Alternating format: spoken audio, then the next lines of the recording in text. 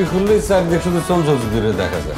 দেশীয় চলচ্চিত্রে অতিথি চরিত্র নতুন কিছু নয়, বরং গল্পের প্রয়োজনে দর্শকদের কথা মাথায় রেখে পরিচালকরা চমক দিয়ে রাখেন অতিথি চরিত্রের মাধ্যমে। তবে এবারের ঈদে সিনেমাগুলো যেমন দর্শকদের চমক দিয়েছে, সেই সাথে দর্শকদের উপহার দিয়েছে দারুণ কিছু ক্যামিও। ঈদে মুক্তি পাওয়া 6টি সিনেমার মধ্যে 4টিতেই দেখা গেছে অতিথি চরিত্রের ক্যামিও। কেউ এসেছেন একবারে গোপনে, কেউ পর্দায় এসে মাতিয়েছেন দর্শকদের। কিছু চরিত্র দর্শকদের মনে দাগ কেটেছে, কেউ আবার অল্প সময়ে গল্পে রয়েছে অন্যরকম টুইস্ট। এবারে ঈদে চঞ্চল চৌধুরীর কোনো উল্লেখযোগ্য সিনেমা ছিল না, তবু অতিথি চরিত্রে এসে যেন কাঁপিয়েছে গোটা সিনেমা হল।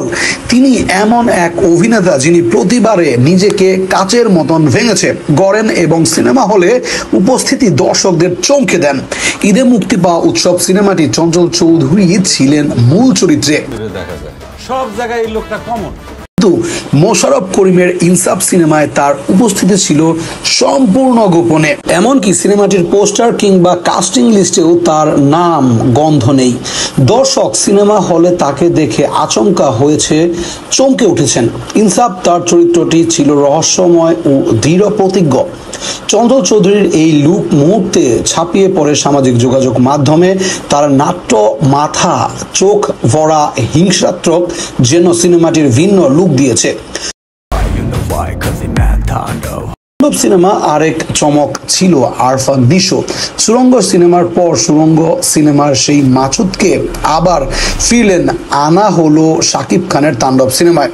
যদিও সিনেমা মুক্তির আগেই নিশোর উপস্থিতি নিয়ে রহস্য বজায় রাখা হয়েছিল সিনেমা অঙ্গনে, কিন্তু শেষ পর্যন্ত তিনি ফিরেছেন তার পুরনো ঢঙ্গে। এই সিনেমার আরেক রহস্য চরিত্রে ছিল অভিনেতা সিয়াম আহমেদ। যদিও তার চরিত্র নিয়ে তেমন কোনো প্রচারণা হয়নি। অতিথি চরিত্রে আরও একজন নজর কেড়েছেন সুনেরা বিনতে কামাল। তিনিও দাগি সিনেমার সংলাপবিহীন অথচ প্রভাবশালী চরিত্রে অভিনয়ের দক্ষতায় আলোচিত হয়েছেন। যদিও তার এই সিনেমায় কোনো সংলাপ ছিল না।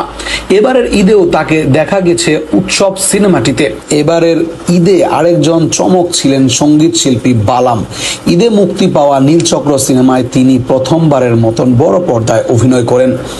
এই ঈদে সিনেমাগুলো আরেকবার প্রমাণ করে দিয়েছে এখনকার সিনেমায় অতিথি চরিত্র শুধুমাত্র পরিপূরক ভূমিকায় নয়, এই চরিত্রগুলো আলাদা আবেগ তৈরি করেছে দর্শকদের মনে।